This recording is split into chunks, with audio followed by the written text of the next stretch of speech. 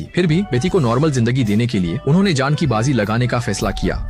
अली सुबह लहरों से लड़ते हुए वो गहरे समुद्र में निकल पड़े और 3 दिन रात नव चलाकर बीच समुद्र पहुंचे। अचानक गहरे से एक सुनहरी रोशनी निकली। दोनों ने खुशी से गले लगाया। उन्हें यकीन हो गया कि मूर्ति यही है। पत्नी ने पति से खुद को रस्सी से बंधवाया और गहरी सांस लेकर समुद्र में छलांग लगा दी। रोशनी का पीछा करती वो नीचे गई। एक अंधेरी सुरंग पार कर चट्टान की दरार में यूसे सोने की मूर्ति दिख गई। कहते हैं इसे देख 3 फूल चढ़ाने से भविष्य खुशहाल होगा और धान की कमी नहीं होगी।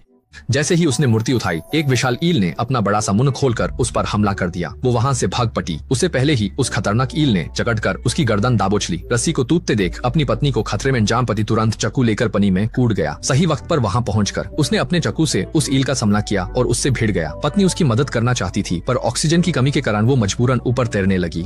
अपनी पत्नी को बचाने के लिए पति ने अपनी आखिरी ताकत लगाई और ईल के साथ समुद्र की अंधेरी गहराइयों में डूब गया। खुशकिस्मती से वो औरत अधमारी हालत में लहरों के साथ किनारे पर आ गई। उसने अपनी आखिरी सांस तक हिम्मत जुटाई और सोने की मूर्ति सरपंच को सौंप दी। उनसे अपनी बेटी का ख्याल रखने की गुजारिश की और फिर हमेशा के लिए अपनी आंखें मूंद ली। गांव वालों की मदद से लड़की ने अपने माता पिता का अंतिम संस्कार किया और सोने की मूर्ति को घर में स्थापित कर दिया। फिर एक रात उस सोने की मूर्ति से तेज रोशनी निकली और लड़की को अपने घेरे में ले लिया।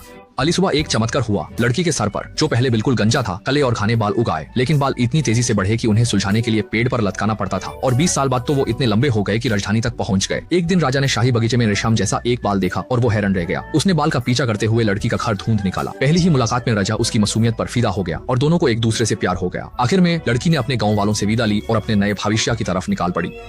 असली देवता समुद्र की गहराइयों में नहीं, बल्कि माता पिता का बच्चे के लिए जज्बा होते हैं। उन्होंने जान देकर बेटी की जिंदगी रोशन की। बालों का उगना चमत्कार नहीं, माता पिता के गहरे प्यार का नतीजा था। पहाड़ों नदियों पार कर राजा के बगीचे तक पहुँचे वो बाल उनके भविष्य का रास्ता थे। प्यार शरीर के साथ खत्म नहीं होता, वो हमेशा आपके साथ रहता है और आपको वहाँ ले जाता है जहाँ वो खुद न पहुँच सके।